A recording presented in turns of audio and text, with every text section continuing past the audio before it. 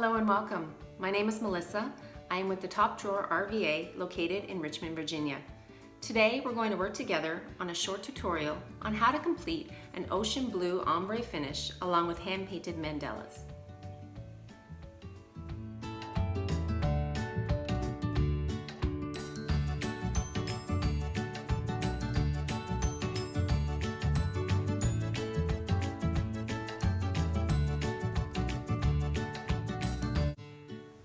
Hello, my name is Melissa. I am the owner and artist at the Top Drawer RVA. I'm located in Richmond, Virginia. Today, I'm going to be showing you how to upcycle a small dresser. I'll provide you details and a short tutorial on how to achieve a really fun mandala look.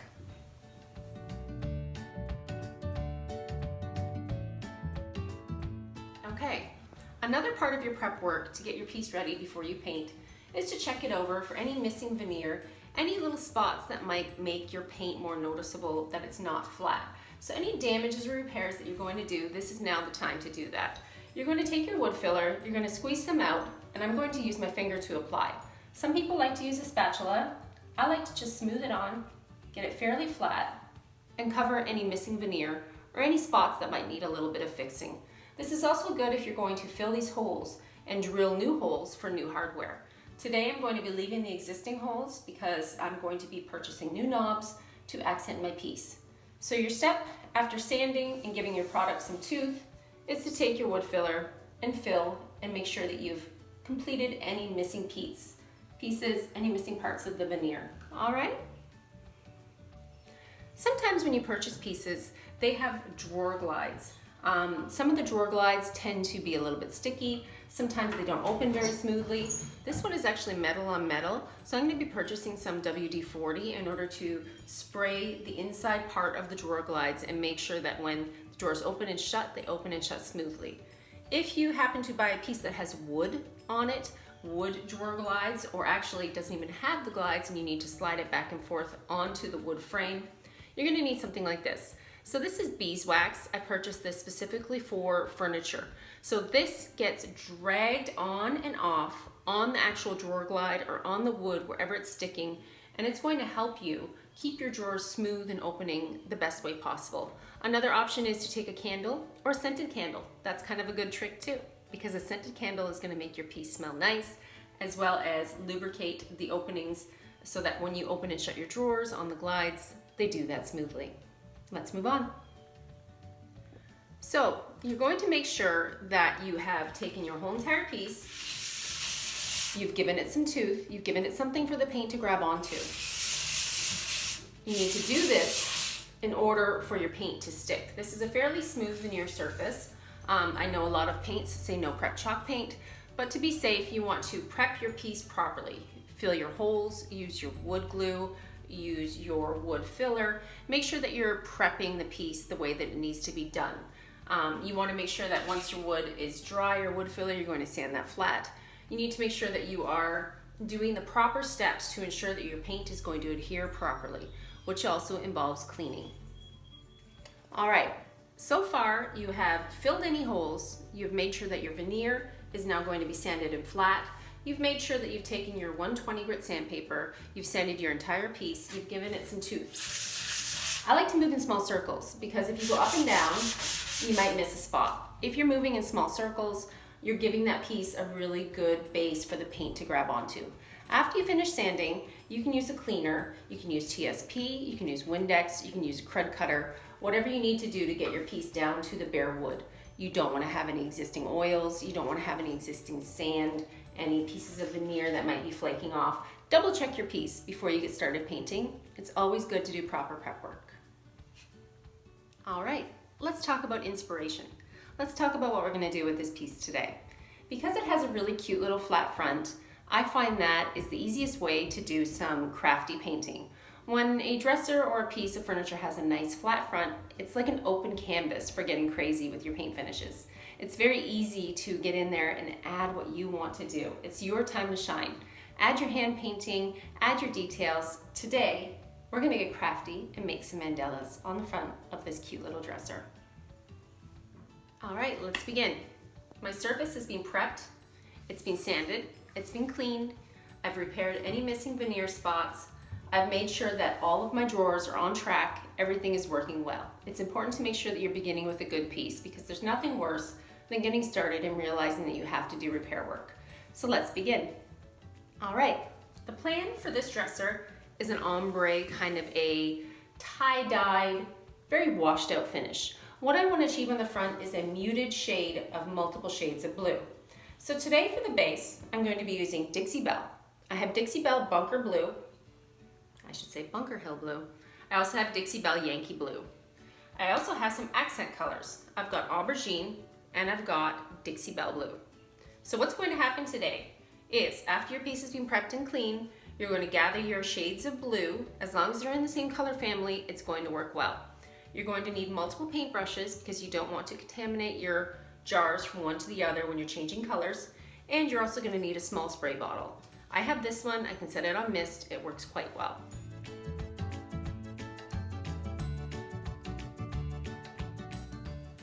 Okay, let's continue. So far you're applying your blues. You've got your Bunker Hill Blue, you've got your other shades of blue, you've got your Yankee Blue. You're still applying your paint in kind of a random helter-skelter motion. You're gonna start to see your paint kind of blend together. If you find that it gets a bit thick and it's a little hard to work with, you can give it a light spray and that will make it a little bit more movable. But again, remember, this is just your first coat. This is your initial coat to cover your piece in different shades of blue. Okay, let's continue with our blending. A couple little handy dandy tricks for you to be aware of is that when you're blending a piece, you want to stay kind of left to right. You don't want to start going up and down and pulling your paint in different directions unless that's a look you're going for. That's not what I'm having happen today. I want this to be very uniform and very ocean-esque and very blended back and forth. You're going to use your multiple shades of blue and you're going to pull them across. You're going to kind of get them where you want to get them. Again, first coat, so don't worry too much about it. You're just going to continue on until you have all of your wood covered. Once you have your base done, you're going to go back in with your spray bottle and the colors and you're going to pull it all together. So keep painting, cover all your wood, have fun. All right, at this point you should be ready to do your final blending stage. You're going to use your spray bottle, you're going to use your colors. You're going to spray where you want to blend your colors because all of your wood is covered at this point. Right now, all you're doing is fine-tuning your piece. You're making sure that you've got your color where you want to have your color, you want to have a cohesive feel to your piece, and you want to make sure all of your wood is covered. Have fun. Don't stress about it. It's supposed to be blendy. It's supposed to be ombre. Have a good time. Here's the next step. This is the only way I can see that I can try and explain this to you without getting a really bad angle. So I've done one circle and it's getting dry. The next circle, because each mandala base is a circle, I wanted to stagger them kind of in the corner of the dresser and then come dripping down the front. So in order to get that circle, I've actually got this little guy. You could actually probably even use a Dixie Belle lid. It's probably about the same size. I've got these little yo-yo makers, so this will work well for what I want to do. I'm just going to take it, I'm going to set it down, and I'm going to trace it. I also have chalk. If you feel like chalk would be easier, and I will use chalk to make my lines when I actually set up the mandala and do the lines this way to make sure that it's spaced out the proper way. But you're going to make a circle. You're going to take a small square brush because they give you really good edges. You're just going to dip it in your paint. This color just happens to be peacock. And you're going to paint on your circle. Okay, you're going to try really hard to make it as precise as possible. And once you finish your circle and it dries, it should look like this, and we will move on towards the next step, which is the dots. All right. Okay, here we go. So this circle has dried. What I've done is take my ruler and I've made chalk lines in order to get my little star in the front, because when you're doing your mandalas, you want your stars to be kind of your basis for when you're doing your dots. It helps you keep everything, all your ducks lined up in a row. All right, so I've got that ready. So the tools that you're gonna use for your mandala stamping, I've got a couple different things here. I've got the end of a drill bit, I've got a glue stick, I've got a tiny crochet hook, and then this is a cute little manicure tool with a nice little rounded edge. All right, we're gonna get ready to add some colors. Okay, here we go. So I've poured some of my Dixie Belle blues along with my lemonade and some fluff onto a tray to make gathering my supplies a little bit easier. When you dip your piece in, Okay, you're gonna take your dip and you're gonna touch it off just to make sure you don't have too much paint. You're gonna wanna go in the center and then you're gonna make your first dot. Now remember, this is just art. It doesn't have to be perfect. You just have to get it the way that you want it to go. So if that little dot didn't work well, add a little bit more paint. The consistency should be kind of like cake batter so that when you're dipping, the circles come out really easily. All right, continuing on. I've done my first dot. I'm now changing tools and I'm gonna use some lemonade. So if you wanted to make it super precise, this is why the chalk lines help, because using these chalk lines helps you get exactly your precise line where you want. It also helps if you balance it out and go side to side rather than starting and going all the way around. You're gonna continue your dots until you find a pattern you like. And again, this is art. You can make it whatever way you wanna make it. It doesn't have to be perfect. This one that I'm doing now is gonna be based similar to this one. All right, supplies needed are a ruler, some chalk, your paints, obviously a small tray to dip in, and away you go. Happy mandala making. Okay, continuing on, we've moved along with the dresser being tipped on its back. This allows me to make sure there's no runs or anything that come down when I'm working on the mandalas. So I've got my paint in the tray, I've got my tools, my little dippers, I've got my ends of my drill bits. They're working really well for making the dots and keeping them clean.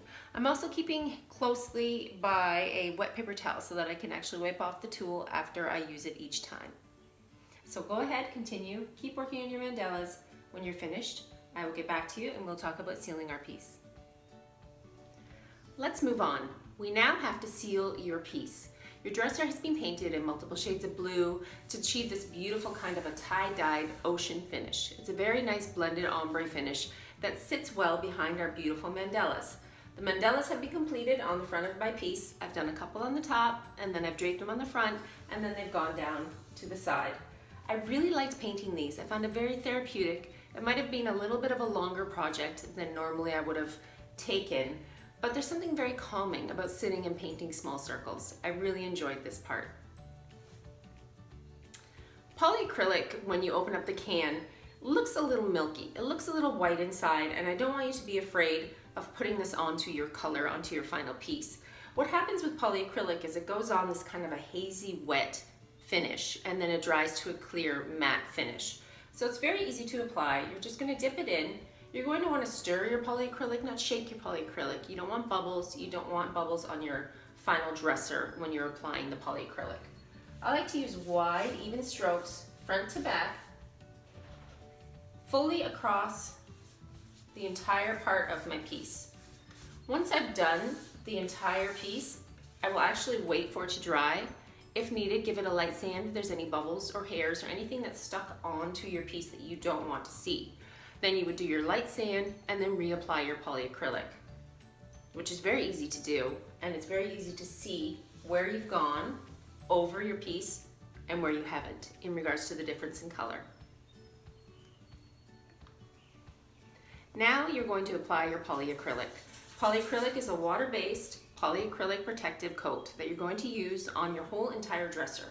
You're going to use this product, apply it left to right, keep your strokes smooth, cover the entire piece, and once this is dry, you're ready to put your hardware on and then finally stage your piece. You've completed your beautiful mandala dresser. How does it look? Are you happy? Because I'm sure happy with the way that this one turned out. I really think it's a fun way to add a decorative finish to a boring flat front dresser.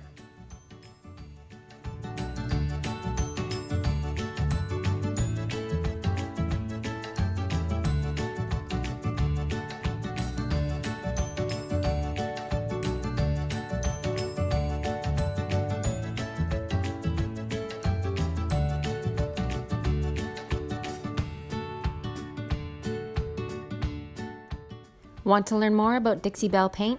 Send me a message and I'm happy to provide you with a complete color list and a link to order.